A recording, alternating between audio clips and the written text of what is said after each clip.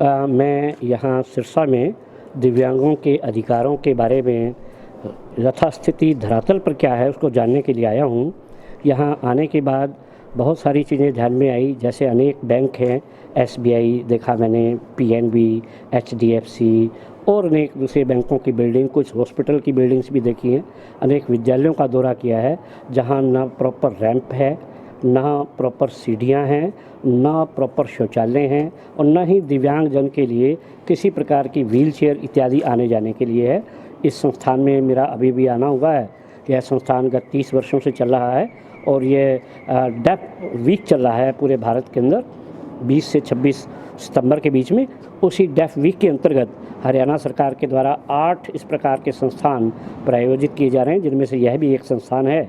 इस संस्थान में आकर के मैं गौरवान्वित अनुभव कर रहा हूं, लेकिन दिव्यांगों की जो स्थिति इस ज़िले में है उसको देखकर मन को बड़ी वेदना भी है। मैंने यहाँ के जो योग्य अधिकारी हैं, संबंधित अधिकारी हैं, उन सबको निवेदन किया है कि कृपया 1 मास के अंदर अंदर जो बातें ध्यान में आई हैं उनको दुरुस्त करें और उसके पश्चात मैं पुनः यहाँ आऊँगा। आने के बाद दौरा करूँगा। अगर वो चीज़ें ठीक प्रकार से नहीं मिलती हैं तो निश्चित रूप से उन अधिकारियों को भी तैयार रहना चाहिए कि निश्चित रूप से अनुशासनात्मक कार्रवाई का उनको सामना करना ही पड़ेगा। ऐसी मैं साथ साथ चेतावनी भी देता हूँ। अभी मैं निवेदन कर रहा हूँ कि कृपया, हो सकता है बहुत सारी चीज़ों की जानकारी ना हो, ध्यान ना हो, लेकिन अब ये ध्यान में आ गई हैं।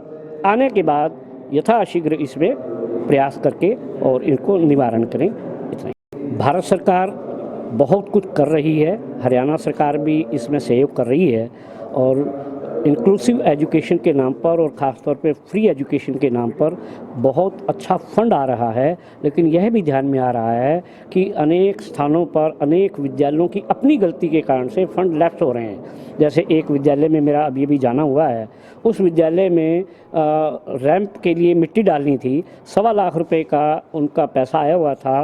31 मार्च को इसलिए लैप्स हो गया कि उसके क्लर्क ने 30 मार्च तक कुछ किया ही नहीं। तो विद्यालय के जो अपने संचालक हैं, प्रधानाचार्य, उन लोगों को भी ध्यान करना चाहिए। इसके अलावा मेरा डीपीसी और एपीसी जो डिस्ट्रिक्ट प्रोजेक्ट कोऑर्डिनेटर हैं, जो स्पेशल जो विद्यार्थी हैं, उनके वो मालिक हैं, यहाँ के माई बाप हैं, यहाँ के वो नॉलेज ऑफिसर डीएसडब्ल्यू हैं, डिस्ट्रिक्ट सोशल वेलफेयर ऑफिसर हैं। इन सबसे मेरा निवेदन है कि कृपया आप खुद अपने कमरों से बाहर निकलिए, कक्षों से बाहर निकलिए और कम से कम साप्ताहिक 1 दिन तय कीजिए कि 1 दिन में, जैसे मैंने आज आने के बाद 10 संस्थानों का दौरा कर लिया, आप 1 दिन निकालेंगे, 10 नहीं कीजिए, 5 कीजिए, 2 कीजिए, उन संस्थानों का दौरा कीजिए, उनको बैठ करके क्या क्या चिन्हित किया जा सकता है, क्या क्या करवाया जा सकता है, उनको चेताते हुए, उनको कानून का ध्यान कराते हुए उसकी अनुपालना अगर कराएंगे तो इसका संदेश बहुत दूर तक जाएगा। क्योंकि अपना ज़िला कोई बहुत बड़ा ज़िला नहीं है। अगर सभी अधिकारी इस प्रकार का प्रयास करेंगे तो निश्चित रूप से दिव्यांगता पर हम विजय प्राप्त कर सकते हैं।